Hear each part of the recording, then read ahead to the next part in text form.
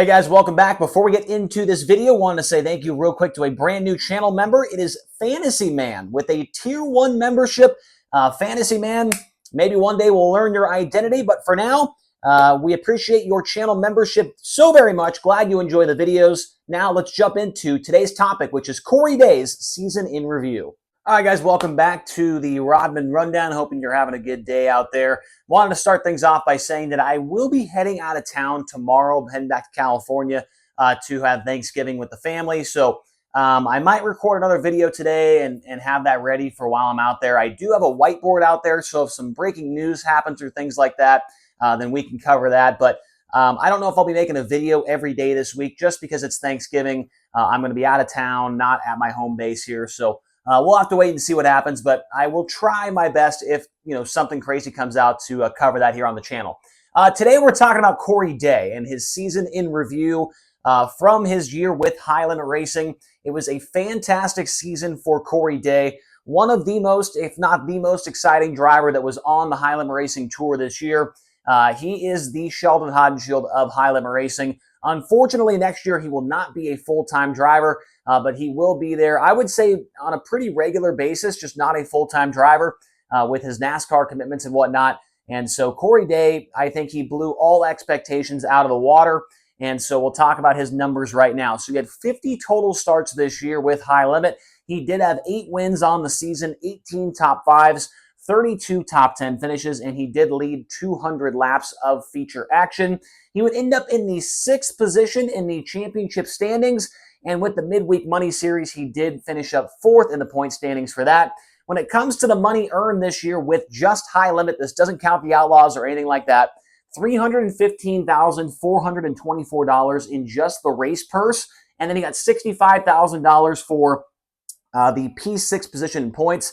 And then he got another $10,000 for finishing 4th in the midweek money series points. So about 400 grand right there just from those 3 numbers for Corey Day. He was ahead of Justin Peck in points by 34, and he was behind Brent Marks for 5th in points by 13. So I would say that it was a very successful season for Corey Day. The one thing that he was missing was that charter position. And I think if he would have done that, it would have been, nothing short of an excellent season for him. And it came down to the wire. The last race of the year between all 3 of those guys for that 5th position. But Brent Marks did come out on top with that win at Texas, securing that 5th position. Corey Day, surprisingly, 0 provisionals used on the entire season, which in my opinion is extremely impressive because I would say 80% of the schedule, maybe 75% of the schedule, Corey Day had never seen any of those racetracks and was able to make the show either out of the heat race or out of the B main. But he did have quite a few DNFs, which is another thing that you think about when a young driver is going out on the road. You either think they're going to use a lot of provisionals or they're going to get a lot of DNFs. For Corey Day, it was the DNFs that kind of struck him in this one, with 5 by my count on the year. His best finish, well, we know he did get 8 victories. He did lead 3 other races throughout the year, though, and he did get 3 other podium finishes. So there was a chance he could have gotten over 10 wins, but he would have some issues. I remember Lucas Oil Speedway, he blew a rear end or he blew a motor leading the race. There were some other moments throughout the year where he was up front leading and he would slip back or have a wreck. Lernerville's the other one where his rear end broke in half and he flew into the woods. That's another one that comes to mind. So Corey Day could have easily had 10 wins this year if it wasn't for some mechanical failures. SprintCarRatings.com this year, Corey Day was the 7th best driver in the nation according to the SprintCarRatings.com formula, up from 15th in 2023. So gaining 8 positions on their ranking system. So a very, very good year for Corey Day. His prediction from me at the beginning of the year, I made a video talking about each driver that was running full time. I had him from somewhere from 4th to 7th in points, and I had him for 5 to 8 wins. So this was the one where I actually got it right. He finished 6th in points. He got 8 wins. And so that was a pretty good guess from me there for the first time ever on these predictions. His best stretch of races came, in my opinion, from race number 5 through 14. About a 9-race stretch there. He had 3 wins and 8 top 10 finishes. So very, very good through that stretch. And his worst stretch of races kind of towards the end of the year, races 38 to 46. So about an 9 or so race stretch. He only had 3 top 10 finishes. But as I mentioned in the last video for Justin Peck, when it comes to the rest of the drivers, in the top 5 in points, the worst stretch is going to be a whole lot harder to find than their best stretch, at least in my opinion, because a lot of those guys, they didn't really have that bad of a stretch. They'd have like 1 or 2, maybe 3 bad nights, and they'd get back on the horse. So let's switch things up here and compare the stats for Corey Day to the rest of the drivers that ran this year with High Limit Racing. There were 16 of them, if you did not know. And so what we have here is all of his numbers in blue, and the green writing is where it ranks up against the rest of the drivers that ran this year. His average finish was a tie between him and Brent Marks for 9.8 on the year. Average start was 10.1, which is actually 5th best with the series. He was also tied for 5th in the average qualifying department, a 7.1 average qualifying effort. Dash appearances, he had 20 dash appearances out of a possible 43. That is tied for 6th best with one other driver. He did have 2 dash wins, a 3-way tie for 5th there as well. He did have the most hard chargers out of anybody with the series this year. He had 6 of those, which is kind of weird when we get to this side of the board and we talk about plus minus because it doesn't kind of add up to me. But 6 hard chargers for Corey Day, the best of anybody. He also had 5 quick times, which was 4th best with the series. 7 B main event appearances, which was the 7th least of anybody. So he was in the top half of the series when it came to not being in the B main the most. Average redraw wheels. So in 20 dash appearances, his average spin on the wheel was 15, which was a 5-way tie for the 5th best average redraw wheel spin. Heat race wins, he had 12 of those, which was a 2-way tie for 2nd place overall. And these numbers right here are a little bit concerning to me when it comes to Corey Day.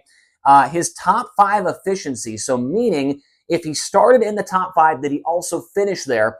The answer for Corey Day most of the time was no. He had 13 top 5 starts. He only had 7 top 5 finishes, which is a 53% clip there, and that is 9th best with the series. And it does get a little bit better as far as the percentage goes, but his placement with the series goes down in top 10 efficiency, 27 top 10 finishes, 27 top 10 starts and 18 top 10 finishes. That is 66% of the time he was able to stay in the top 10, and that is a 2-way tie for 11th best with the series. So he was not even in the top half of the series for either of those stat categories, and so whenever he was starting up front, it was kind of a mixed bag of results if he stayed up there. So definitely interesting. Also, what is interesting, comparing the plus minus to his hard chargers. So he was the best with the series in hard chargers, but he only had a plus 19 plus minus throughout the entire year, which was actually 13th. So he was the, 4th worst of anybody in the entire High Limit Racing series this year. So only a plus 19. He was starting up front more often than not, though, so it's harder to gain positions in the feature, so I understand that. Races with a positive plus minus, though, he had 32 races where he finished in front of where he started at, which was tied with 3 other drivers for 3rd best this year. His average start from the first half of the season, the first 24 races, he had an 8.4 average finish. And then in the second half of the season, he had an 11.0. So he did get a little bit worse. I don't even know if that's the right way to say it. I think he just had more crashes, more mechanical failures, more issues on the racetrack. And that's what led to a little bit of a dip there, about 2.5 positions or 3.5 positions from the first half to the second half of the year. And then his average pill draw was not very good. 33 when he headed up to the pill draw table to find out where he was going to go out for qualifying. That is a 5-way tie for 10th best with the series. There was only 2 drivers that were worse than him when it came to the average pill draw this year with High Limit. Now, the final portion of this season in review for Corey Day, we get to hear from the community. We get to hear what they had to say and give him a report card, give him a grade on what they thought he did this year. And this was the most voted on, the most voted on poll of them all so far. 522 votes came in, and an astounding 79% of people gave him an A on the year. So a lot of people were very impressed this year with Corey Day and what he was able to accomplish. I don't know if anybody else that we do is going to have a 79% A grade. I don't think it's going to happen. We'll have to wait and see. A B for 19%, and then a 2% of the 522 said a C grade, and then people that are just they hate Corey Day. I know there is a guy in my comment section. I don't know. I think his name was like Long Dong Silver or something, some stupid name. He said that Corey Day is overrated. So I'm guessing that 1% was probably him. I don't know what his deal is, but hey, to each their own. Corey Day's future plans. He will be part-time next year with High Limit, driving that same Jason Myers Racing 14. The schedule for right now is unknown. They're trying to figure out what he's going to run for NASCAR and then fit the sprint car races in there as they, can make them happen. Now, underneath that community tab, there were a couple of comments. I'm only going to read a few here. For what do we got here? Regular Joe's. He says a solid A. He did better than I expected. The big wins were a surprise too. He was fun to watch, stuffing the tank into the wall lap after lap, race after race. That's a good way to put it, Corey Day. Like I said, very much like Sheldon Hodenshield, is absolutely on the wheel at all times. We've also got Todd Fletcher, 64. Really fun to watch the rise of new talent. Lots of ups and downs, but definitely on a trajectory in the superstar direction. Definitely agree with that. And we will read one more here. We've got Steve Voles, 2472. Most exciting driver to watch that isn't Kyle Larson. And then ... damn NASCAR. I agree. It sucks that he's going to NASCAR, but it does make dirt racing look a whole lot better. And he will be coming back to race quite a bit. So we do have that to look forward to with Corey Day. And, just he's going to be able to spread out the word about sprint car racing more and more to a larger audience, which I don't think can hurt. So tell me what you guys thought about Corey Day's season down in the comment section below. Hopefully you enjoyed this video. If you're new to the channel, please hit the subscribe button, hit the like button, and we'll talk to you guys again here soon. Want to finish the video off by talking to the members real quick. As we usually do, want to say thank you to all the channel members whenever we get a new one. And want to remind you guys that you are available to buy the new t-shirts that we just launched. Go to the community tab if you're a channel member, and you're able to click on the link, and we've got a whole bunch of stuff in there. A couple guys already bought some things. I know Blake Dow got one. Scaloner got one. Dustin Stahl. And I think one other person got a piece of merch already. So thank you guys for that. Also, Easy Does It, Skyke, Scaloner, thank you guys for your membership. Brent Bear, Ed Minus, Ryan Farnsley, John O'Neill. Also, DeReal Snipey, 47A, Matt Parsons, Caleb Johnson, Ryan Showalter, Nate Trewin, Bill Cinnamon, Kurt Brooks, Jay Hotlaps, Brad Reynolds. Thank you guys as well. And then Greg Holcomb, Zemco Racing, Racing Vagabond, Christopher Thacker, Dustin Stahl, Bill Gillis, Cedric Ritchie Racing, Jay Strasser, and Dalton Ferris. Thank you guys all very much for being channel members. Appreciate your support, and we'll talk to you guys again soon.